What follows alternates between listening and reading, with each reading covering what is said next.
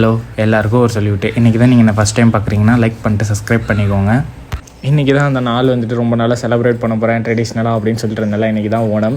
So இன்றைக்கி காலைல ஒரு 4 மணிக்கெலாம் எழுந்து குளிச்சுட்டு கிளம்பிட்டேன். இன்றைக்கி வேஷ்டி போடணும் தான் பிளானே, ஆனால் இன்றைக்கி வேஷ்டி போடலை. ஏன்னா மழை ரொம்ப பெஞ்சனால வேண்டாம் அப்படின்னு சொல்லிட்டு ஸ்கிப் பண்ணிட்டு ஃபேன் ஷர்ட்டே போட்டு கிளம்பிட்டேன். உண்மையிலுமே இன்றைக்கி நான் போன கோயில் வந்து ஒர்த்துன்னு சொல்லுவேன். ஏன்னா அந்த கோயிலில் நான் பார்த்த விஷுவல்ஸாக இருக்கட்டும், அதுக்கப்புறம் நான் பார்க்குற விஷுவல்ஸாக இருக்கட்டும், உண்மையிலுமே ரொம்ப பார்க்கறதுக்கு அருமையாக இருந்தது.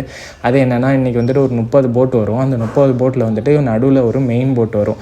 அந்த போட்டுக்காக தான் நாங்கள் எல்லாருமே வெயிட் பண்ணிகிட்டு இருந்தோம். மழை பெஞ்சாலும் பரவாயில்ல, பார்த்துட்டு தான் போகிறோம் அப்படின்னு சொல்லிட்டு பார்த்துட்டு தான் அந்த இடத்த விட்டே கிளம்புனேன்.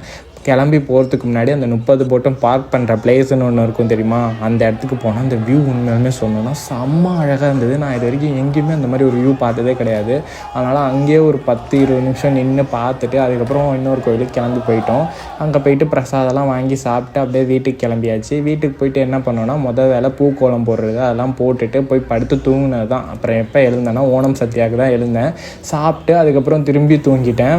அதுக்கப்புறம் சாயங்காலம் போல் அங்கெல்லாம் ஈவெண்ட்ஸ் நடந்தது, அதை பார்க்கறதுக்காக போயிருந்தோம். அதெல்லாம் பார்த்துட்டு ரிட்டன் நான் வந்துட்டேன். அதுக்கப்புறம் பெருசாக வீடியோ எடுக்கலை. ஸோ இன்னையோட இந்த வீடியோ வந்து நாள் முடிஞ்சிருச்சு. இதுக்கப்புறம் நான் சொல்ல போகிறது என்னென்னா, இங்கே வந்து ஓணம் வந்துட்டு நான் அப்படி செலிப்ரேட் பண்ணுவாங்க ரொம்ப இதாக இருக்கும் அப்படின்லாம் நினச்சேன். நம்ம எப்படி தீபாவளி பொங்கல்லாம் செலிப்ரேட் பண்ணுறோமோ அதே மாதிரி தான் காலைல வரைக்கும் தான் எல்லா என்ஜாய்மெண்ட்டும், அதுக்கப்புறம் ஃபுல்லாக ரெஸ்டிங் தான். அதே மாதிரி தான் இங்கேயும் இருந்தது.